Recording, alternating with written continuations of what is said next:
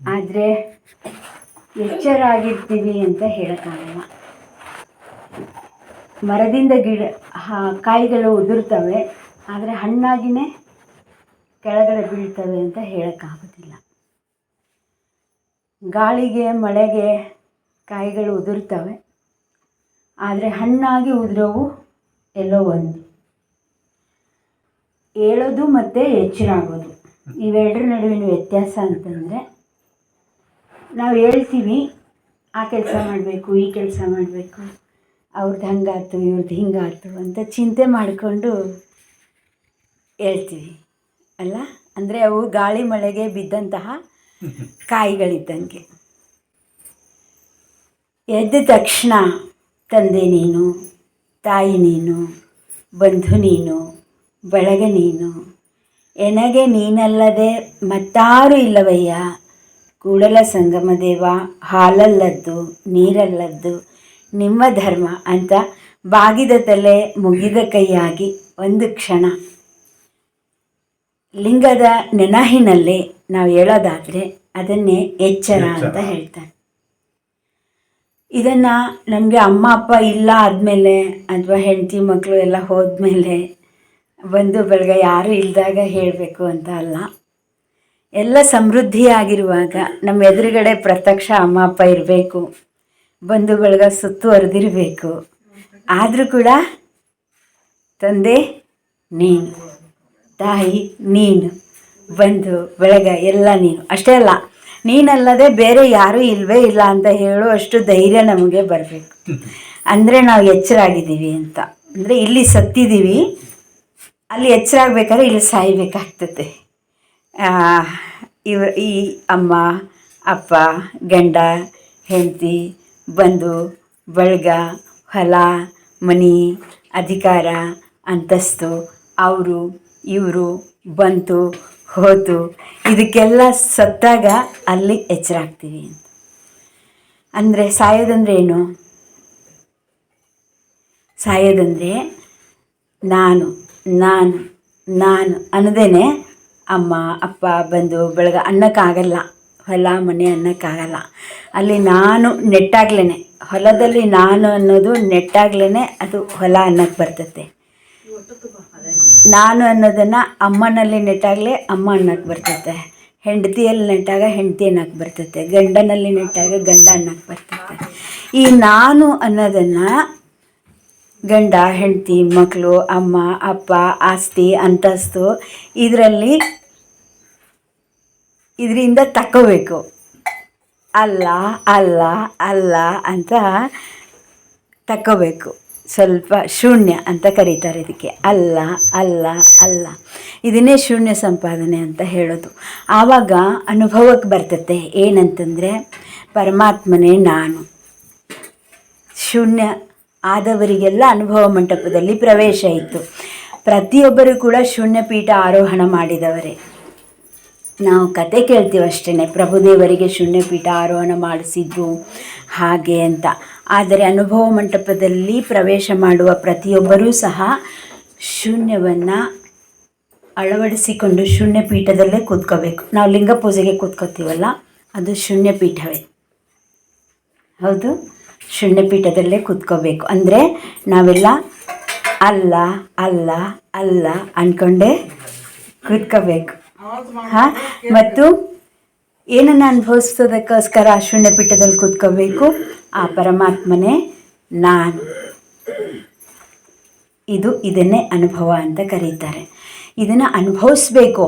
ಇದು ಜ್ಞಾನ ಅಥವಾ ಅರಿವು. ಪರಮಾತ್ಮನೇ ನಾನು ಅನ್ನೋದು ಅರಿವು ಅಥವಾ ಜ್ಞಾನ. ಅಲ್ಲ ಅಲ್ಲ ಅನ್ನೋದು ಅರಿವು. ಈಗ ನಾನು ಪರಮಾತ್ಮ ಅನ್ನೋದು ಜ್ಞಾನ. ಆದರೆ ಪರಮಾತ್ಮ ಹೇಗಿದ್ದಾನೆ? ನನ್ನ ಹಾಗೆ ಇದ್ದಾನೆ. ನನ್ನ ಹಾಗೆ ಇರೋದನ್ನು ಹೇಗೆ ಅನುಭವಿಸೋದು? ಅದಕ್ಕೇ ಲಿಂಗ ನಿರೀಕ್ಷಣೆ ಮಾಡಬೇಕು. ಅರ್ಚನೆ, ಪೂಜನೆ, ಅರ್ಪಣೆ, ಅನುಭವ. ಅದನ್ನು ಅನುಭವಿಸೋದಕ್ಕೋಸ್ಕರ ಅರ್ಚನೆ ಮಾಡಬೇಕು, ಅರ್ಪಣೆ ಮಾಡಬೇಕು. ಹಾಂ, ಹಾಗಾದರೆ ಏನಂತ ಇಲ್ಲಿ ಮೊದಲು ಅದು ನಾನು ಇದು ನಾನು ಎಲ್ಲ ಬಿಡುಗಡೆ ಆಯಿತಾ? ಈಗ ನಾನು ಅನ್ನೋದೊಂದು ಮೂಲ ಅಜ್ಞಾನ ಐತೆ. ಪರಮಾತ್ಮನೇ ನಾನು ಅನ್ನೋದ್ರಲ್ಲಿ ನಾನು ಐತಲ್ಲ, ಆ ನಾನುನಿಂದ ಬಿಡುಗಡೆ ಆಗೋದಕ್ಕೋಸ್ಕರ ಅನುಭವ ಅಂತ ಇರೋದು. ಹೊರಗಿನ ನಾನು ಎಲ್ಲ ಬಿಡುಗಡೆ ಆಗೋಕ್ಕೆ ಶೂನ್ಯ ಸಾಧನೆ. ಆಮೇಲೆ ಪರಮಾತ್ಮನೇ ನಾನು ಅನ್ನುವಲ್ಲಿ ಒಂದು ನಾನು ಐತೆ ಇಲ್ಲ ಮಿಸುಕು. ಆ ಮಿಸುಕಲ್ಲೇ ದುಷ್ಟರು, ರಾಕ್ಷಸರು ಅಂತ ಏನೆಲ್ಲ ಹೇಳ್ತೀವಲ್ಲ ನಾವು, ಯುದ್ಧ ನಡೀತು, ಧರ್ಮ ಹಾಗೆ ಅದೆಲ್ಲ ನಡೆಯೋದಲ್ಲೇ. ಅಂದರೆ ನನ್ನ ಜೊತೆಗೆ ನನ್ನ ಯುದ್ಧ, ನನ್ನನ್ನು ನಾನು ಗೆಲ್ಲಬೇಕು ಅನ್ನುವಂತಹ ಒಂದು ಯುದ್ಧ. ಆ ನಾನು ಅನ್ನೋದನ್ನು, ಮೂಲ ಅಜ್ಞಾನವನ್ನು ಸಂಹಾರ ಮಾಡೋದಕ್ಕೋಸ್ಕರ ಪೂಜೆಯಲ್ಲಿ ಸಂಹಾರ ಪ್ರಣವವ ಅನುಗೊಳಿಸುವರು.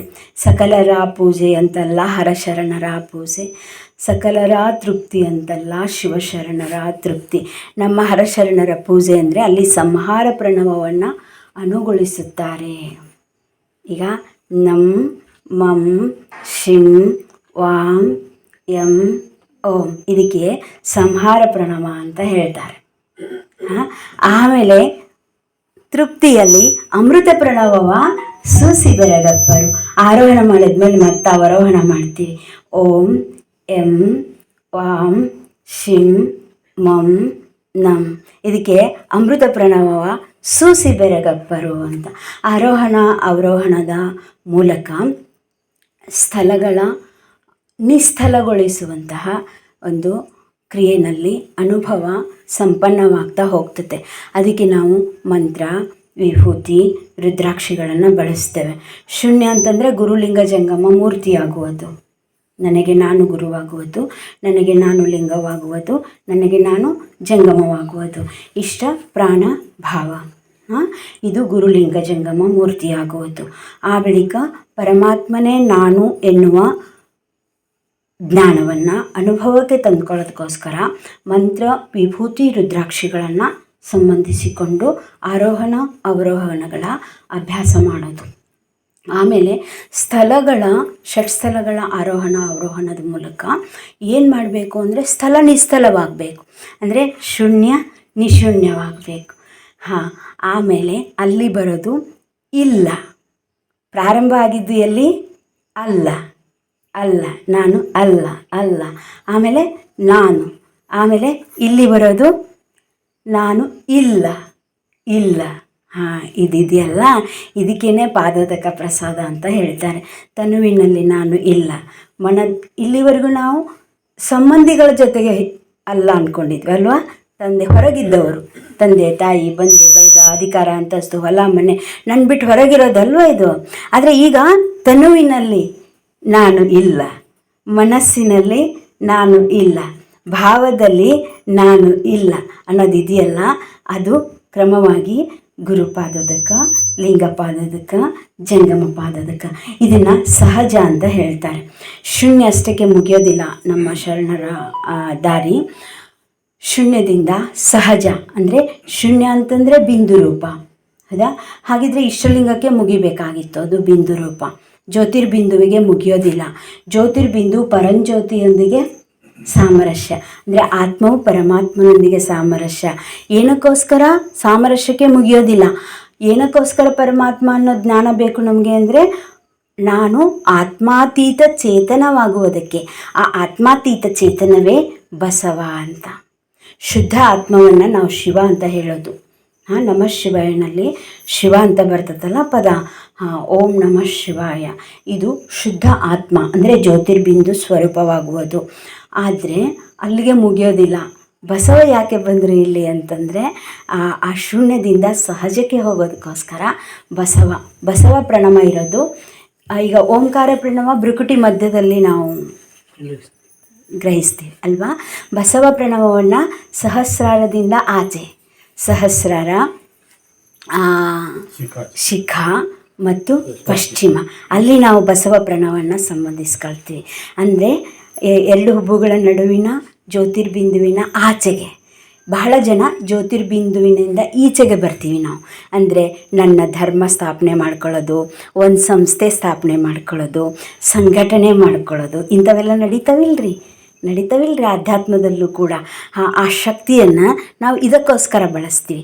ಇನ್ನು ಸಂಸಾರಿಗಳು ಕೂಡ ಅದೇ ಒಂದು ಜ್ಯೋತಿರ್ಬಿಂದುವಿನ ಕಿರಣವನ್ನು ಹೊತ್ಕೊಂಡೆ ನಾವು ಮಗುಗೇನಂತ ಕರಿತೀವಿ, ತೊಟ್ಲು ತಗೋ ಮಗುಗೆ ಜ್ಯೋತಿಯ ಕಂದ ಅಂತ ಕರಿತೀವಿ ಅಲ್ವಾ. ಆ ಜ್ಯೋತಿಯ ಒಂದು ಕಿರಣ ತಕ್ಕಂಡೆ ಆ ವೀರ್ಯ ಮತ್ತು ಅಂಡಾಣುಗಳು ಕೂಡ ಫಲಿತಗೊಂಡು ಮಗು ರೂಪಗೊಳ್ತತೆ. ನಾವು ಊಟ ಮಾಡೋದು, ಹಸಿವೆ ಆಗೋದು, ಜೀರ್ಣ ಆಗೋದು, ಇದು ಕೂಡ ಆ ಜ್ಯೋತಿರ್ಬಿಂದುವಿನ ಕಿರಣದಿಂದಲೇ ನಾವು ಕೇಳಿಸ್ಕೊಂಡಿದ್ದನ್ನು ಮಾತಾಡ್ತೀವಿ, ನೋಡ್ತೀವಿ, ಮತ್ತು ನಡಿತೀವಿ ಅಲ್ಲ. ಆಮೇಲೆ ಮಾಡ್ತೀವಿ, ಮುಟ್ತೀವಿ, ಮುಸಿಸ್ತೀವಿ, ವಿಸರ್ಜಿಸ್ತೀವಿ, ರುಚಿಸ್ತೀವಿ, ಭೋಗಿಸ್ತೀವಿ. ಇದೆಲ್ಲವೂ ಕೂಡ ಆ ಜ್ಯೋತಿರ್ಬಿಂದುವಿನ ಒಂದು ಕಿರಣ, ಒಂದು ಅಂಶದಿಂದಲೇ ನಡೀತಾ ಇದೆ. ಸಂಸಾರವು ಆ ಒಂದು ಅಂಶವನ್ನೇ ಹೊತ್ಕೊಂಡು ಬಂದು ನಮಗೆ ಕೆಲಸ ಕೊಡ್ತಾ ಇದೆ. ಅದು ಅಧೋಮುಖಿಯಾಗಿರ್ತತೆ.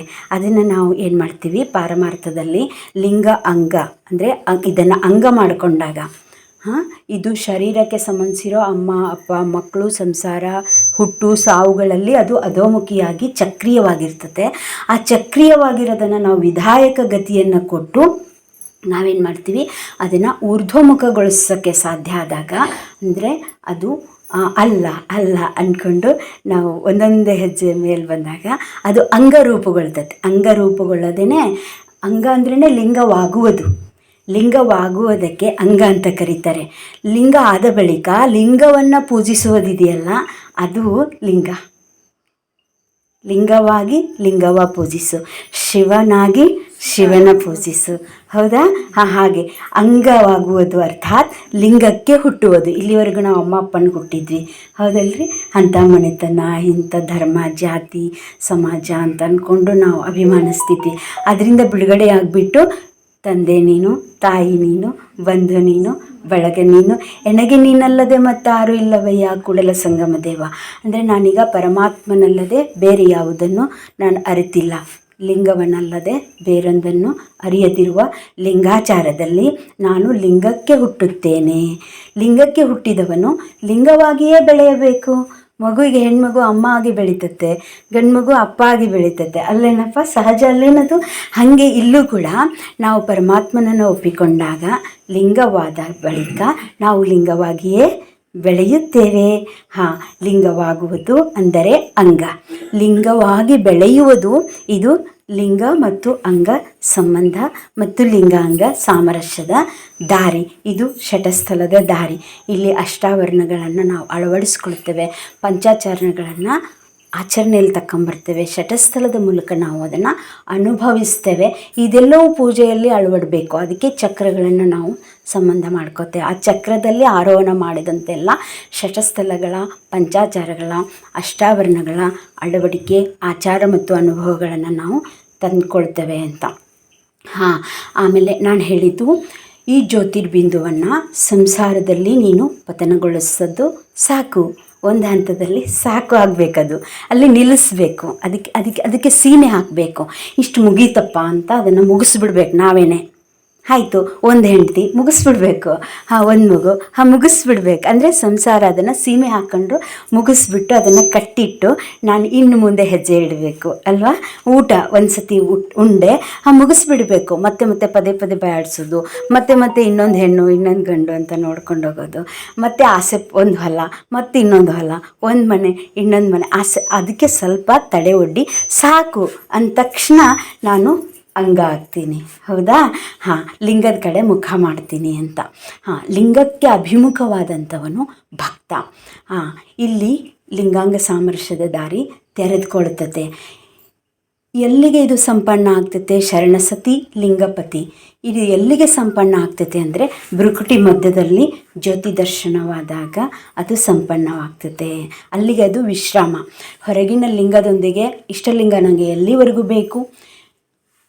ಈಗೇನಾಗಿದೆ ಸಮಾಜದಲ್ಲಿ ಅಂದರೆ ಒಬ್ಬರು ಇಷ್ಟಲಿಂಗ ಹೇಳ್ಕೊಡ್ತಾರೆ, ಪ್ರಾಣಲಿಂಗ ಭಾವಲಿಂಗದ ಕಡೆ ಗಮನನೇ ಕೊಡಲ್ಲ. ಕೆಲವರು ಬರೀ ಮಂತ್ರ ಅನುಸಂಧಾನ ಮಾಡಿ ಅಂತ ಹೇಳ್ತಾರೆ, ಪ್ರಾಣಲಿಂಗ ಸಾಧನೆ ಹೇಳ್ಕೊಡ್ತಾರೆ. ಇಷ್ಟಲಿಂಗ ಯಾಕೆ ಬೇಕು ಅಂತ ಹೇಳ್ತಾರೆ. ಕೆಲವರು ಬರೀ ಧ್ಯಾನ, ಮಂತ್ರನೇ ಬೇಡ, ಏನೂ ಬೇಡ, ಬರೀ ಸುಮ್ಮನೆ ಕೂತ್ಕೊಳ್ಳಿ ಅಂತ ಭಾವಲಿಂಗ ಸಾಧನೆ ಹೇಳ್ಕೊಡ್ತಾರೆ. ಆಮೇಲೆ ಪ್ರಾಣಲಿಂಗ ಇಷ್ಟಲಿಂಗದ ಕಡೆ ಗಮನನೇ ಕೊಡಲ್ಲ. ಆದ್ದರಿಂದ ಮತ್ತೆ ಸಮಾಜದಲ್ಲಿ ಗುರುವರ್ಗ, ಲಿಂಗವರ್ಗ, ಜಂಗಮ ವರ್ಗ ಅಂತ ನಿರ್ಮಾಣ ಆಗ್ತಾಯಿದೆ. ಆದರೆ ಉದ್ದೇಶ ಅದಲ್ಲ. ಬಸವಣ್ಣನವರ ಉದ್ದೇಶ ಅಂದರೆ ಇಷ್ಟ, ಪ್ರಾಣ, ಭಾವ ಇವುಗಳ ಧಾರಣೆ, ಪೂಜನೆ, ಅನುಸಂಧಾನ. ಇಷ್ಟಲಿಂಗ ಪೂಜೆ ಅಲ್ಲ, ಇಷ್ಟಲಿಂಗ ಧಾರಣಾ ಕ್ರಿಯೆಗಳು. ಇಷ್ಟಲಿಂಗ ಹಿಡ್ಕೊಂಡು ನಾವು ಏನೆಲ್ಲ ಮಾಡ್ತೀವೋ ಅವೆಲ್ಲ ಧಾರಣಾ ಕ್ರಿಯೆಗಳು. ಪ್ರಾಣಲಿಂಗ ಹಿಡ್ಕೊಂಡು ನಾವು ಏನೆಲ್ಲ ಮಾಡ್ತೀವೋ ಮಂತ್ರದ ಜೊತೆಗೆ ಅದೆಲ್ಲಕ್ಕೂ ಪೂಜೆ ಅಂತ ಕರೀತಾರೆ. ಆಮೇಲೆ ಭಾವಲಿಂಗದಲ್ಲಿ ನಾವೆಲ್ಲ ಅನುಸಂಧಾನ ಮಾಡ್ತೀವಲ್ಲ ಅದನ್ನು ಭಾವಲಿಂಗ ಅಂತ ಹೇಳ್ತಾರೆ. ಆದರೆ ಉದ್ದೇಶ ಇಷ್ಟವೂ ಅಲ್ಲ, ಪ್ರಾಣವೂ ಅಲ್ಲ, ಭಾವವೂ ಅಲ್ಲ. ಯಾವುದೋ ಒಂದನ್ನು ಹಿಡ್ಕೊಂಡು ಇನ್ನೊಂದನ್ನು ನಾವು ಗೌಣ ಮಾಡಿದರೂ ಕೂಡ ಅಲ್ಲಿ ವರ್ಣರಹಿತ ಸಮಾಜವನ್ನು ಕಟ್ಟೋದಕ್ಕಾಗೋದಿಲ್ಲ. ಮತ್ತೆ ಮೇಲು ಕೀಳುಗಳು ನಮ್ಮನ್ನು ಆಳ್ತವೆ ಅಂತ. ಹಾಗಾದರೆ ಏನು ಉದ್ದೇಶ? ಬಸವೇಶ್ವರರ ಉದ್ದೇಶ ಅಂತಂದರೆ ಇಷ್ಟ, ಪ್ರಾಣ, ಭಾವ ಈ ತ್ರಿಪುಟಿಗಳನ್ನು ರೂಪಿಸಿಕೊಳ್ಳುವುದು ಒಂದು ಕೆಲಸ. ತ್ರಿಪುಟಿಯನ್ನು ರೂಪಿಸಿಕೊಳ್ಳೋದೇನು ಸಾಮಾನ್ಯ ಅಲ್ಲ. ಅದು ಅಂಗನಾಗುವುದು, ಲಿಂಗಾಂಗ ಸಾಮರಸ್ಯದ ದಾರಿನಲ್ಲಿ ನಾನು ಹೆಜ್ಜೆ ಇಡೋದು ಅದು ಮಹಾನ್ ಕೆಲಸ. ಅದಕ್ಕೇ ಗುರು ಪ್ರವೇಶ ಅಂದರೆ ನನ್ನ ಬದುಕಿನಲ್ಲಿ ಗುರು ಪ್ರವೇಶ, ನನಗೆ ನಾನು ಗುರುವಾಗುವುದು, ಅವನನ್ನೇ ಭಕ್ತ ಅಂತ ಕರೀತಾರೆ. ಅದು ದೊಡ್ಡ ಮಾತೆ. ಆದರೆ ಅದ್ರ ಮುಂದೆ ಇದು ಶೂನ್ಯ. ಆದರೆ ಅದ್ರ ಮುಂದೆ ನಾವು ಸಹಜಕ್ಕೆ ಹೋಗಬೇಕು. ಅದಕ್ಕೆ ಸಹಜ ಶಿವಯೋಗ ಅಂತ ಹೇಳೋದು. ಸಹಜ ಅಂದರೆ ಇಷ್ಟ, ಪ್ರಾಣ, ಭಾವ ಈ ತ್ರಿಪುಟಿಗಳನ್ನು ದಾಟುವುದು. ಈ ಈ ಈ ಈ ಈ ಮೂರರ ತ್ರಿಪುಟಿಯನ್ನು ಭೇದಿಸಿ ತ್ರಿಪುಟಿ ರಹಿತವಾಗುವುದು. ಅಂದರೆ ತ್ರಿಕೂಟಗಿರಿಯ ನೇರಿ ನೋಡಲು ಬಟ್ಟವೆಯಲು ಕಾಂಬುದು ಅಂತ ಅಕ್ಕಮಹಾದೇವಿ ಹೇಳ್ತಾಳಲ್ಲ, ಹಾಗೆ ಈ ಜ್ಯೋತಿರ್ಬಿಂದುವಿನಿಂದ ನಾನು ಮತ್ತೆ ಹೊರಗೆ ಬರಬಾರ್ದು, ಸಂಸಾರಕ್ಕೆ ಬರಬಾರ್ದು, ಮತ್ತು ಸಂಘಟನೆ, ಧರ್ಮ ಹಾಗೆ ಅಂದ್ಕೊಂಡು ಸಮಾಜಕ್ಕೂ ಬರಬಾರ್ದು, ರಾಜಕಾರಣಕ್ಕೂ ಬರಬಾರ್ದು. ನಾನೇನಾಗಬೇಕು ಅಂತಂದರೆ ಯೋಗ ಸಾಮ್ರಾಜ್ಯವನ್ನು ಪ್ರವೇಶಿಸಬೇಕು. ಅಲ್ಲಿ ಯೋಗ ಅದು ಏನಂತಂದರೆ ಪರಂಜ್ಯೋತಿಗ ಕಡೆಗೆ ಆತ್ಮಾತೀತ ಚೇತನವಾಗುವುದಕ್ಕೋಸ್ಕರ. ಏನಕ್ಕೋಸ್ಕರ ಪರಮಾತ್ಮ ಬೇಕು? ನಾನು ಆತ್ಮಾತೀತನಾಗಬೇಕು. ಅಂದರೆ ನಾನು ಅನ್ನೋದನ್ನು ಪೂರ್ಣವಾಗಿ ಬಿಡಿಸಿಕೊಂಡು ನಾನು ಇಲ್ಲ ಇಲ್ಲದಿರುವಾಗ ಇರುವ ಆ ನಾನು ಆ ನಿಲುವಿನಲ್ಲಿ ನಿಲ್ಲೋದಕ್ಕೋಸ್ಕರ ಬಸವ ಅನ್ನೋ ಪ್ರಣವ ಅಲ್ಲಿ ಬರ್ತದೆ. ನಿರಂಜನ ಪ್ರಣವ ಅನ್ನೋದು ಸಹಸ್ರಾರದಿಂದ ಪಶ್ಚಿಮ ಚಕ್ರದವರೆಗೂ ನಮಗೆ ಬರ್ತದೆ ಅಂತ. ಹಾಗೆ ಆ ನಿಲುವನ್ನು, ಆ ಮಹಿಮೆಯನ್ನು ನಾವು ಕಂಡುಕೊಂಡು ಸಾಧನೆ ಮಾಡೋದಾದರೆ ಎಲ್ಲಿ ಯಾವುದು ಎಷ್ಟು ಹೇಗೆ ಅನ್ನೋದು ನಮ್ಗೆ ಅರ್ಥ ಆಗ್ತದೆ ಅಂತ ಹೇಳ್ತಾ ನನಗೆ ಅವಕಾಶ ಮಾಡಿಕೊಟ್ಟಿರೋ ಸಮಯವನ್ನು ನಾನು ಆಹಾರ ಹಾಗೆ ಹೇಳ್ತೀನಿ ಅಂದ್ಕೊಂಡಿದ್ದೆ. ಇದು ಒಂದು ಆಹಾರವೇ. ಈಗ ನಾನು ಹೇಳ್ಕೊಟ್ಟಿರೋದು ಆತ್ಮಕ್ಕೆ ಆಹಾರ.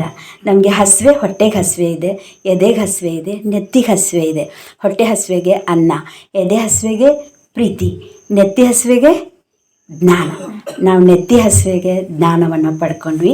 ಮತ್ತು ಹೊಟ್ಟೆ ಹಸಿವೆಗೆ ನಾವು ಏನಾದ್ರು ಉಣ್ಣೋದಿದ್ದರೆ ಅದು ಏನಕ್ಕೋಸ್ಕರ ಉಣ್ಣಬೇಕು ಅಂತಂದರೆ ಜ್ಞಾನ, ನನ್ನೊಳಗೆ ಅಭಿಜಾತವಾಗಿರುವ ಜ್ಞಾನ ಕುರಿತಂತೆ ಪ್ರೀತಿ ಹುಟ್ಟೋದಕ್ಕೋಸ್ಕರ ನಾನು ಸ್ಥೂಲವಾದ ಅನ್ನ ಆಹಾರಗಳ ಸೇವನೆಯನ್ನು ಮಾಡಬೇಕು. ಇದು ಅವಧಾನ ಭಕ್ತಿ. ಎಲ್ಲರಿಗೂ ಶರಣು ಶರಣಾರ್ಥಿಗಳು.